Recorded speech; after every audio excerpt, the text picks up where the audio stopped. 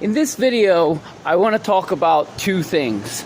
I want to talk about how to figure out what's true and what's not, and I want to talk and expand more about my transition from being transgender. Talk about these two things because I believe that it's God's will to bring clarification into these two issues. First, I want to talk about how to separate truth from lies. Back in 2000 and about 16, 17, I was in a program and I noticed how I was very curious about how to figure out who's lying and who's telling the truth. Every time I turned around, one person was saying one thing and then somebody else was saying something else. So I was trying to figure out how to tell the difference between the real and the fake. I didn't know it at the time, but this issue has one of the most serious spiritual implications. God told Adam and Eve, you can eat from all the trees except the one in the middle. Satan comes along and says, that's not true. How could Adam and Eve tell the difference between who was telling the truth and who was lying? Hundreds of religions out there. How can we tell which one's real? I see people believe lies all the time. Not only believing them, but exclaiming them very fervently and very passionately. That is one of the reasons that make me question, do I really understand and know exactly what's true? What makes people believe lies? The answers I found, one of the main causes I believe leads people to believe so many lies is jumping to conclusions, making judgments on things without having enough information. I believe things because this is what somebody I look up to believes, or this is a popular belief, or this is a belief that I got from a music group that I listen to, or they got it because the crowd that they hang out with believes this. People make judgment calls with little to no information. Why do people believe lies? Well, I think one of the main reasons is that people believe what they want to believe. Believe it because this is what makes me feel good. They want to believe something because this is what my friend believes. I believe things because this is what somebody I look up to believes, or this is a popular belief, or this is a belief that I got from a music group that I listen to, or they got it because the crowd that they hang out with believes this. Among other things, I'm sure lots of people believe lies for various different reasons. At the end of the day, they just didn't do their homework. They were too mentally lazy. I remember being in the penitentiary when I was 18 years old, and I was thinking one day, what if the Bible is true, and I'm just too lazy to read it, and I miss out on the real true God because of my laziness, and I burn for eternity? Is that really fair? I thank God that I don't have to worry about that because I wound up reading the Bible. And I believe that it was only because of God. I actually prayed that God helped me to read the Bible, even though I was illiterate. Forget the King James Version. I think at that time I was reading on a 3rd grade level and I was only writing on a 1st grade level. I put the Bible down one night and I prayed to God. I said, please help me read this Bible. So I picked it up the next day to see if it worked, and I still couldn't read the Bible. But I'll tell you what happened. I wound up doing 5 years in the penitentiary, and about a year of that I spent in the hole. And guess what? After that, I was reading Shakespeare. So God answered my prayer, just not the way I expected. That's just a quick testimony, and one of the reasons I came to believe in God. Not only believe in God, but believe that this God wrote the Bible. Of course, it's not only that, but I have a lot of reason and cause to believe in God. For time's sake, I won't get into it, but eventually I will dedicate a whole video to that subject. Why do I have so many reasons? Why do I have cause? Because I did my homework. Because I studied, I meditated, and I don't mean to say I, like Satan's heart described in Isaiah, but God gave it to me to do. He put it on my heart, the curiosity, the desire to know. One of the biggest tools I found in searching for truth is having suspended judgment. That means to think about something, gather information, and don't make a decision yet until you have enough information. And don't do it for any other reason other than I'm looking for the truth. When we understand what's at stake, why would we have any other reason to make judgments other than trying to figure out what's true? You're talking about either eternal paradise or eternal damnation. You're talking about ruling in a kingdom with a king that can speak the universe into existence. Or you're talking about being separated from this God forever. I ask a lot of people, how come they don't believe in God? And by their answers, I can tell that they just didn't do their homework.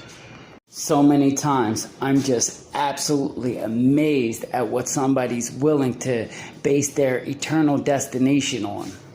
With this in mind, I want to get into the subject of transgenderism, which this is one of the subjects that I've definitely done my homework on. Not only have I done my homework on it, but I've lived it. And don't assume that you think you know what I'm going to say, because I think whether you believe one way or another, both people are going to be shocked. Whether you think it's okay or you think it's not okay, you're going to be shocked at what I have to say about transgenderism and Christianity. I don't have the average story of somebody who identifies as transgender. I didn't grow up putting my mom's high heel shoes on or putting on her makeup. I was, however, in a lot of ways, a typical boy growing up. I liked G.I. Joe figures. I liked Matchbox cars. I didn't have any of those things because we were poor. But I remember my grandmother buying me a GoBot for Christmas one time. Now, that's not to say that I didn't play with Barbies and Rainbow Bright and things of that nature, but it wasn't typical. On one occasion, I dressed like a girl for Halloween when I was 10 years old, and it was one of the best days that I ever had. I guess that's when I found out that I immensely enjoyed pretending to be a girl. So, through my teen years, in secret, behind closed doors, I dressed like a woman from time to time, but I would never, ever want anybody to know. This was something that I felt like I would take to my grave. Then, I was upstate, and I started fantasizing about being with men, but I couldn't be with a man looking like a man. It was this alter ego that I could get into the role of a woman, and then I could indulge in homosexuality. I love this newfound lifestyle. I stopped caring about what people thought about me, and I even had a lot of fantasies about being a prostitute. So I did that. When I came home, I became a prostitute. I dressed like a woman on and off until about 8 years ago, where I decided to become a woman. I started taking hormones, and I was going to have surgery, both breast surgery and the lower part. I said all that just to give a brief description of what my story is with being transgender. Everybody's story is not the same. Some people, well, most transgenders say that they were born that way. They say that even at 3 years old, they were putting their mom's high heel shoes on. For me, it's not so much of who I was or who I like to pretend to be. I used to say that I was such a good actor, I became an actress. Now, even though I read the Bible and believed it about 20 years ago, I didn't have a very deep faith until about 2 years ago.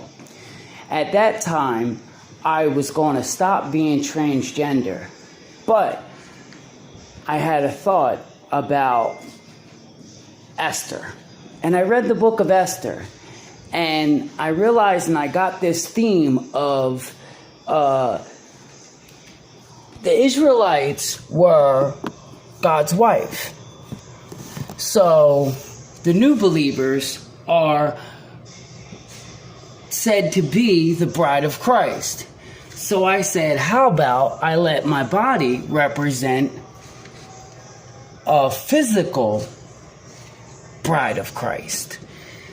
A lot of people may think this is kind of strange.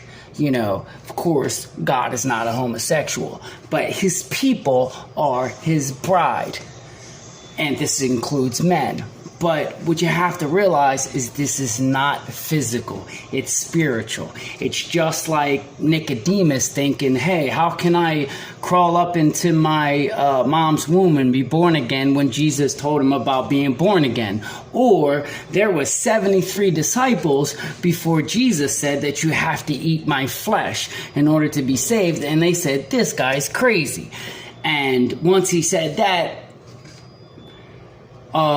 61 of them walked away because there was only 12 left after that, because these people are thinking physically. That's why when I say I'm the bride of Christ, it's not physical, it's spiritual. So, you know, of course, God is not a homosexual, but his people are his bride. And I wanted to let my body be a representation of the bride of Christ. I still believe that you can be transgender and be a Christian. But be very careful, because I would think that your reasoning would have to be that you are allowing yourself to be a physical representation of the bride of Christ. Any other reason is probably wrong. And I may be wrong about that. And that's what made me change, is that I had to think about my intentions. I had to say, is this really what I'm doing? It kept coming to my mind. Am I right about this? Because, listen, I do not want to burn in the lake of fire. I imagine just 2 minutes in hell and how you would be thinking, God, I wish I could go back and do the right thing. I wish that I paid more attention. I wish that I did more research. I wish I did my homework, you know, and so that's what I'm doing now, so I don't have to regret it later. God has brought me through a lot, and he's taught me a lot, and I love him. I would hate to miss out on being his queen. I would hate to miss out on spending eternity with him. I would hate to miss a moment with him, let alone eternity. People say, so what you saying? I'm going to burn in hell if I'm transgender? I seen this thing on YouTube the other day where this transgender girl said people were telling her, you're going to hell. Listen, real Christians don't talk like that. We don't tell people, you're going to hell. That's an agent of Satan trying to turn you off and trying to falsely represent Christians. Let me tell you something about Christians. We are in a spiritual warfare. Real Christians, we're in a spiritual warfare, and it's based on thoughts and ideas. We're saved through faith. Faith is what pleases God. Faith is what God's worried about. You know, I wanted to talk about that because in last video, I said that I was convinced that you have to be holy to go to heaven, into the kingdom of heaven. But don't miss out on the faith first. You can't just be holy. You got to have faith to be holy, and you got to let your holiness come from your faith. People wonder, or they have this impression that God is somehow prejudiced against people who are transgender. That is completely not true. The thing is You have to give your life to God. It doesn't matter what it is. If you're not giving your life to God, then you're not giving him everything that he deserves. Look at Cain and Abel. Cain gave an offering to God, and it seems like, oh, there's nothing wrong with that. You know, he gave an offering to God. That's a good thing, right? But God looked unfavorably upon his offering because it wasn't everything he had. It says that Abel gave him the firstborn, and he gave him the fat portions. He gave him